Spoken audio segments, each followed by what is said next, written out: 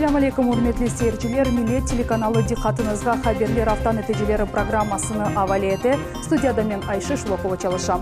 Yarım saat içinde en mühim vakalar hakkında tarif etmeye hazırım. Repatriantlar evlerinin kurulup bitmesine 18 milyondan ziyade ruble ayrıldı. Kırım agrarileri milyon tonna burtüklü açlık ceydiler. Bu sayı yarımadada rekord sayıla. Рейд başlandı. ГИБДД idaresinin hadimleri 10 gün devamında ruhsat etilmegen yerlerde yollarını geçken piyadelerini tutacaklar. Kırım'da gençler için nesil dep adlanğan Kırım Tatar mecmuasının yanı sanı çıktı. Kezlev'de Kureşev klubunun talebeleri için Kyokushinkai karate boyunca Avrupa çempionu ve dünyanın vice-çempionu Alim Yunusov master-class geçirdi. Bu ve başka haberler hakkında seyretiniz. Хан Сарайының баш бинасында қазаға қаршы кечірілген ішлер девам еті. Русия Федерациясының Devlet Дума мебусы Руслан Бальбек иш зияретінен тарихи әбедеге келді. Құрыжылық нәтижелері Ақта Мухаммед Зекиряевның репортажында.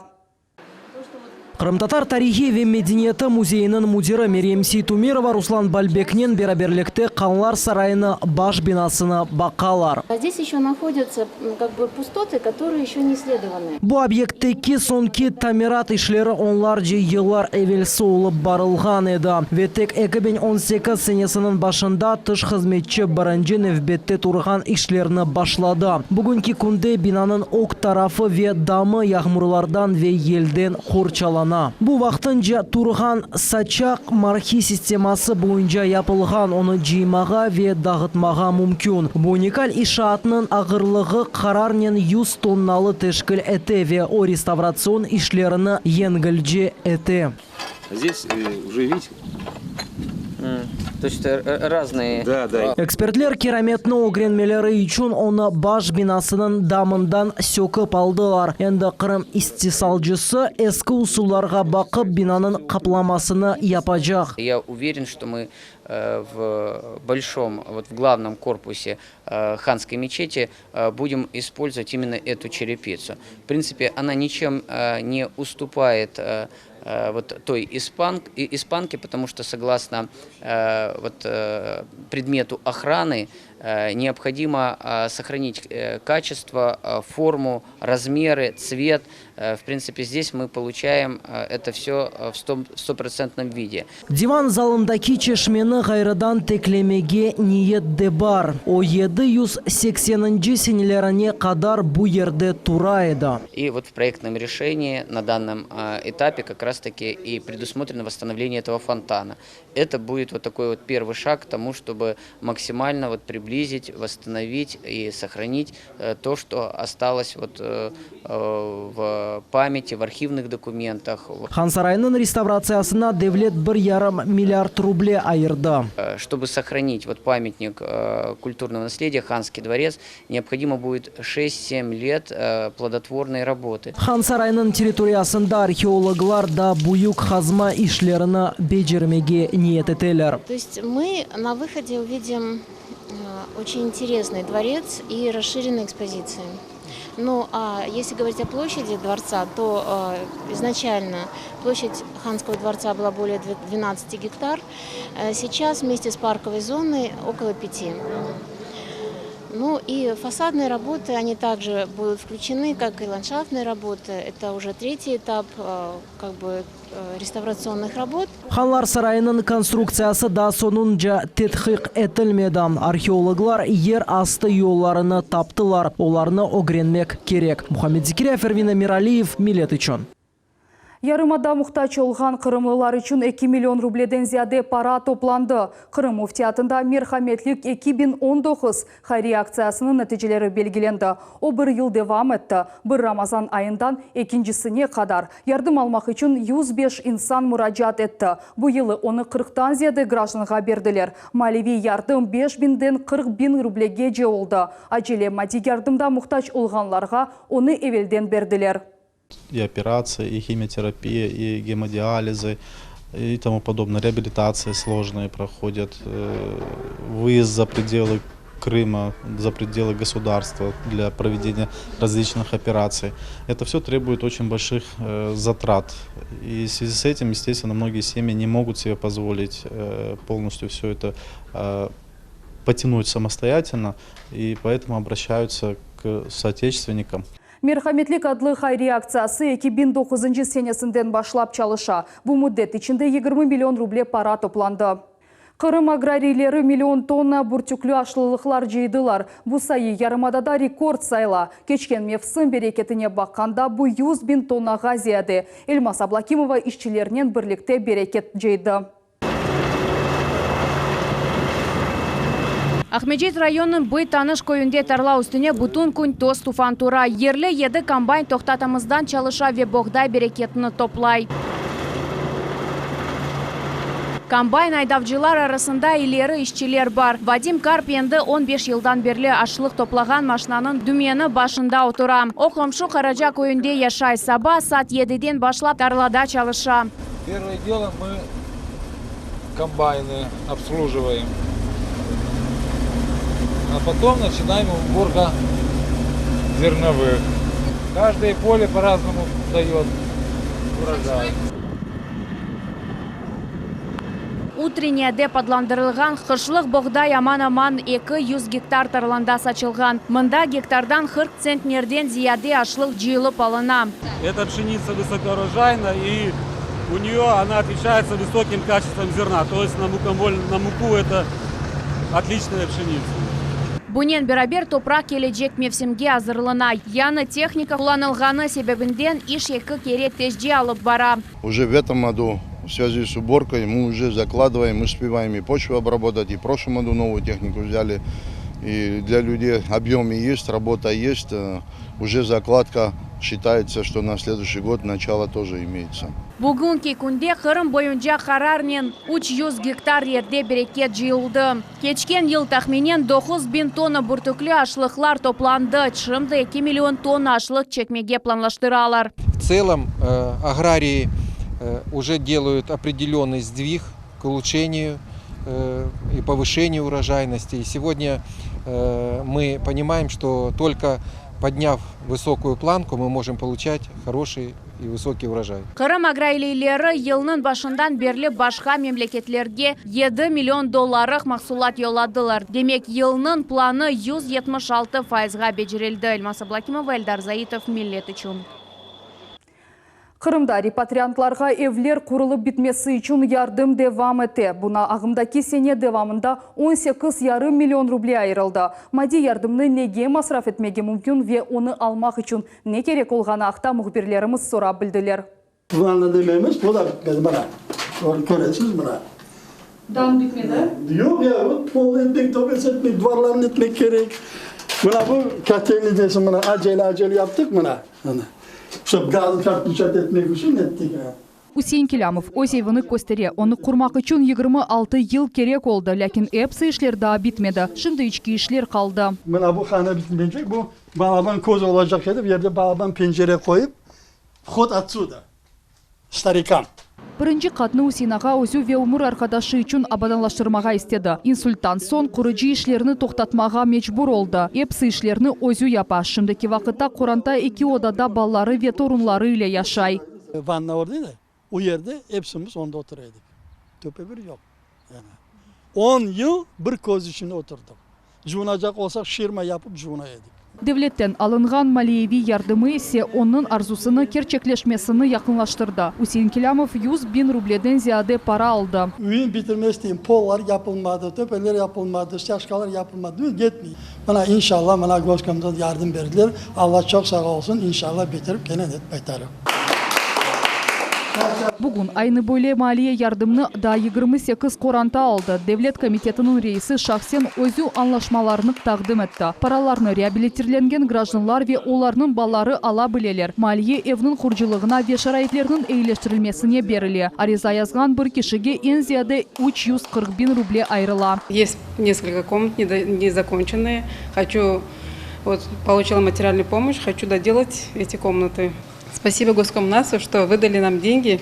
Зульфия ханым Куртмеметова айлесінен берабер Қырымға 9 ел евелсі авде толды. Кезлевде дамарта сатын алды. О вақыттан берлі евлері құрыла. Я рада, что у нас такое есть, что положение такое вышло, что помогает людям. Спасибо большое. Бу елы мескен шарайтлер эйлештірілмесі үшін Қырым бюджетінден 18,5 bin рубле айрылды. 3 ел девамында бөле ярдымны 500-ге якын адам елді етті. Бу сене есе 70 ватандашымызға малеви ярдым көстерілді. Сейчас стоим на возможности получения от Министерства финансов дополнительных средств для того, чтобы еще поступивший ряд заявлений от наших застройщиков, а их уже порядка еще 50 сегодня в комитете находится, чтобы мы могли еще более улучшить и помочь нашим крымчанам обеспечить свои жилищные условия. Ирбір мұқтач репатриант ве оның баллары бөле малиені ала білелер. Толы малюматны яшаған ерде мемуриятының милетлер ара мұнасебетлері бөлігінде алмаға мүмкін. Айша Шулакова, Эльдар Заитов, Гирай Абдулаев, Миллет үшін. Рейд башланды. ГИБДД идаресінің хадимлері 10 күн девамында рұқсет етілмеген ерлерде yollarını кечкен пиаделерні tutacaklar. Әрбір қанун бозычы 500 рублелік парад жазасыны төлемек керек. Мұхбиріміз Мухаммед Зекиряев полис хадимлерінен бераберлікте бөле әрекетлерінің себеплеріні сора білді. По пешеходному переходу, граждане! Инспекторның сызғырывы ве мына баранжы қайделер бозыжысы. Ну, вы взрослый человек, а почему так халатно относитесь? В своей жизни в первую очередь.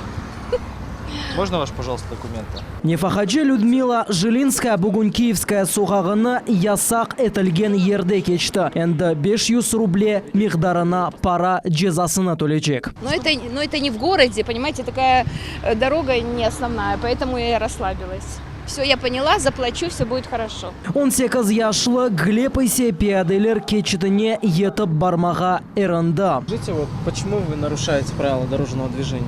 Так получилось. Была очень большая радость, и поэтому как бы не обратил на это внимания и пошел просто. Права получили? Да. Енді мемури пара жазасыны одейджек. Молодой человек только что нарушил пункт 4.3 ПДД РФ, тем самым перешел проезжую часть в неустановленном месте в зоне видимости пешеходного перехода. Меркези Ленина соғағы бұл пайтақытымыздың ән чоқ қазалар олған ердір. Бұл ерде эсасен киделеріні әслі башлы адамлар бозалар. Ну, хотела быстрее до автобуса успеть, мой номер пошел, потому что они редко ходят. И долго ждать. Полис хадимлері әр ел бойле рейтлер кечірелер. Бойлелікнен олар Қырым сәкенлеріне yol әрекет қайделеріні әркез білмек керек деп қатырлайлар. Пиаделерінің қапсызлығы деп адландырылған оператив профилактик тедбірісі қазаларының сайысыны эксілтмесіне доғыртыла. Бұл акция июльнің 18-інде екінленecek. Госавтоинспекция Республики Крым обращается ко всем пешеходам и водителям. Будьте взаимовежливыми на дороге, соблюдайте правила дорожного движения. Внимательное поведение на проезжей части – залог вашей безопасности.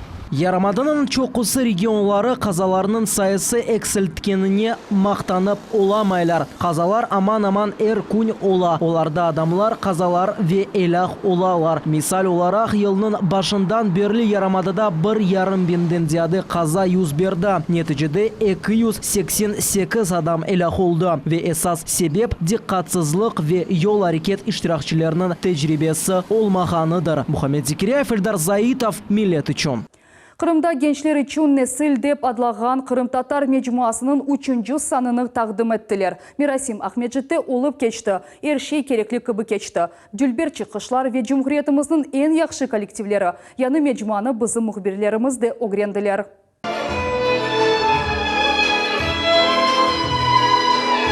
Мусафирлерні селсебел кеманежелер ансамблі қаршыла, яшекімлер, ожалар, жемиетчілер, әлемлер, весиесетчілер үшін мойын вақия олып кечи. Олар эпосы генчлер үшін азырланған несіл адлы мечмуаның тақдимнамесіне топландылар.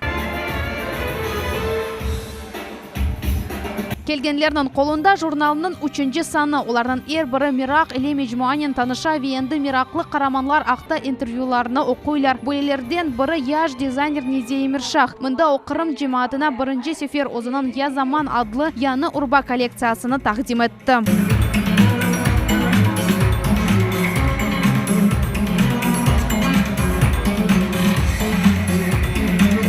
Это коллекция коллекция в стиле конструктивизм и этно.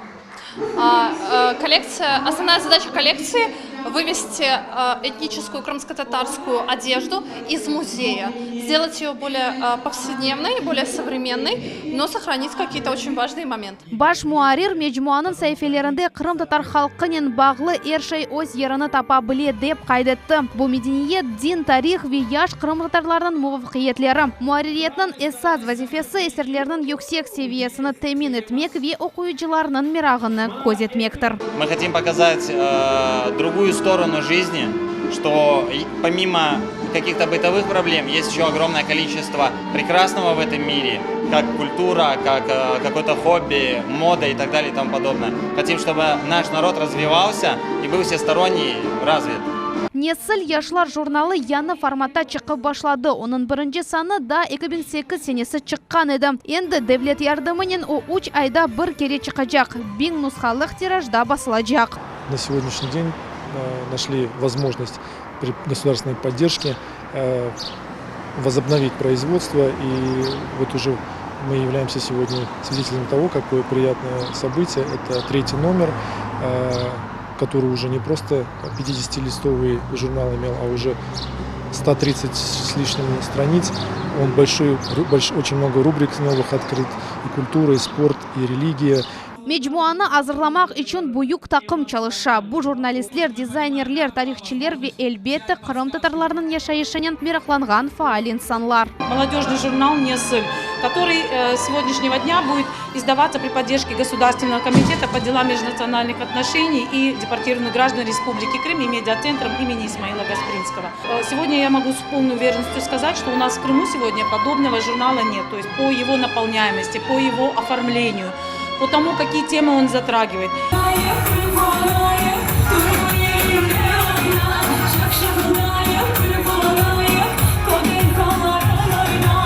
Böyle formatda mecmuanın taqdimnamesi birinci sefer keçirildi. Teşkilatçılarının esas vazifesi yaşlarını birleştirmek ve beraberlikte zemanevi yaşayışta inkişaf etmektir.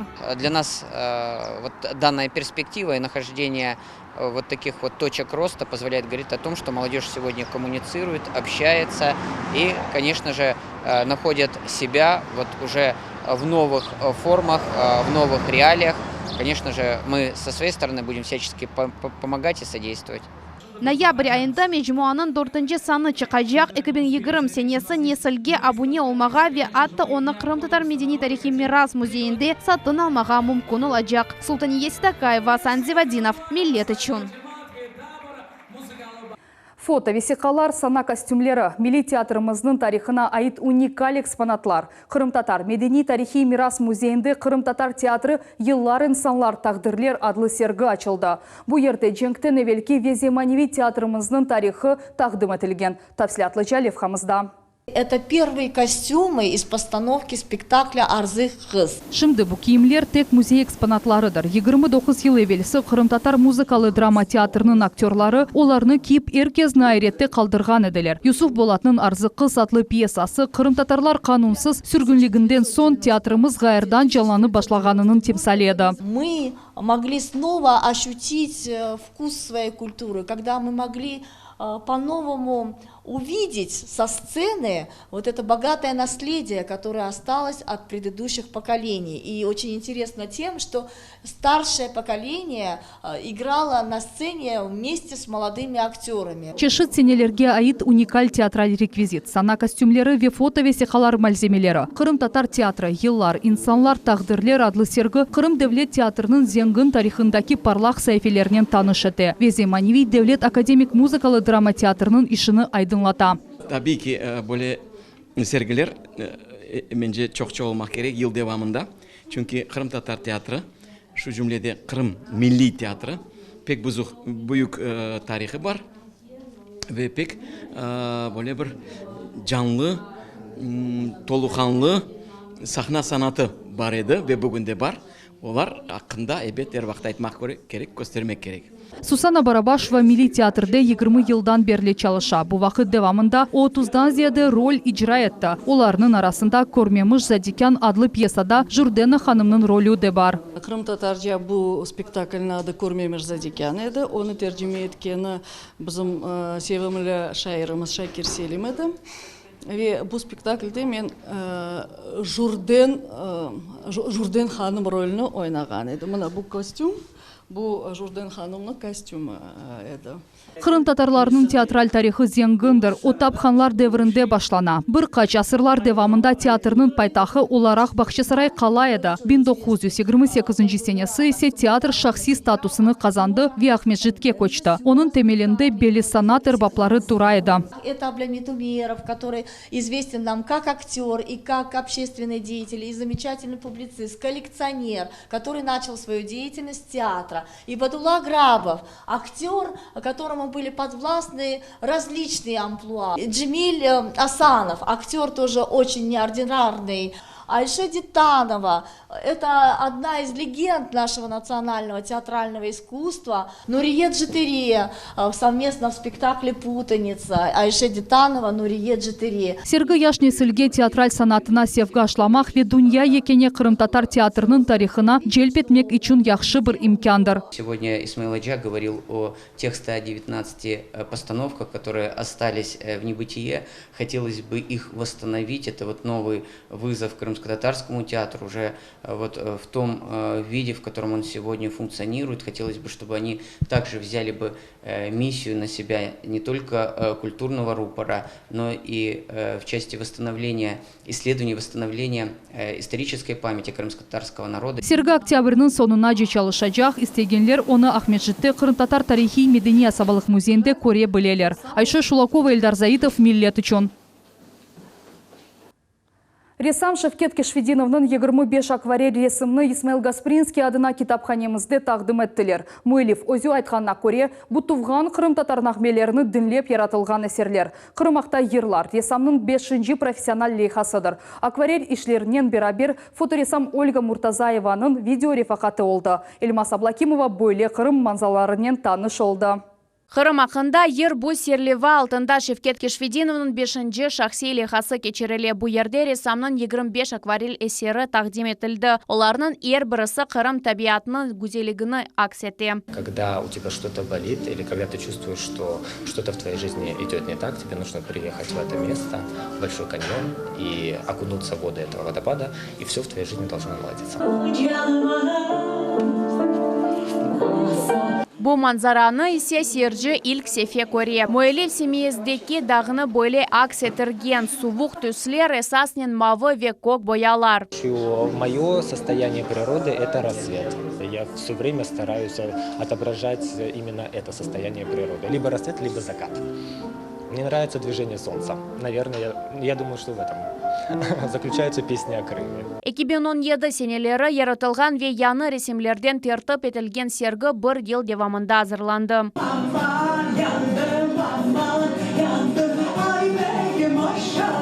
Шевкет Кешфединов китаплар язған ресаму детектив романлары ве очень избранные сочинения адлы джейтығның мөйлефі. Бүгінде бүгін оқойжылар бұ нешірлеріні мерахнен оқойлар. Это неординарный подход, это свой почерк, понимаете, который уже заслужили огромное внимание и нашли своих пользователей. Приходят, спрашивают, интересуются. Сергіні көрмек üçün Исмаил Гаспринский адына китапханемізге келмек керек. О сентябрьнің онда хадар çalışacak. Кырыш эркес üçün açıq. Эльмас Аблакимова, Герай Абдулаев, Миллет үшін. Сенсейден алынған дерс кезлевде Курешов клубның талебелері üçün Киокушинкай карате бойынша Авропа чемпионы ве Дүнияның вице-чемпионы Алим Юнусов мастер-класс кечірді. Семинар насыл кечкені ве яш каратистлер насыл тәсіратлар алғанлар ақта біздің левбеті келевхамызда.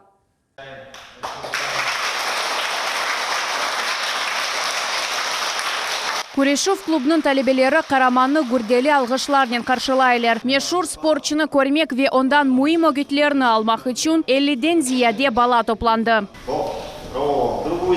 Қызған сон чемпион яш спортчыларға севімлі ұрывларыны көстерді.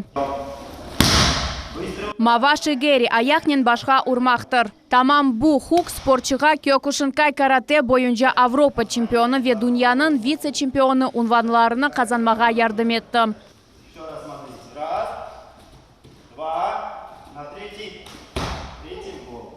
Бойле урувлар бірінші бақштан қолай көріне. Ама оларны мукемлештірмек үшін йылладжа идман етмек керек. Урув бекленелмеген ве доғры олмалы. Алим Юнусов бұтун умырны каратеге бағышланды. Шынжы оның учынжы даны бар. Бу ал она сенсей, яни ожа унваны бере. Русейде бойле севиели ожалар чок дегіл. Самое главное – это человечность, это дисциплина. Она воспитывает. Здесь много очень привязано к этому.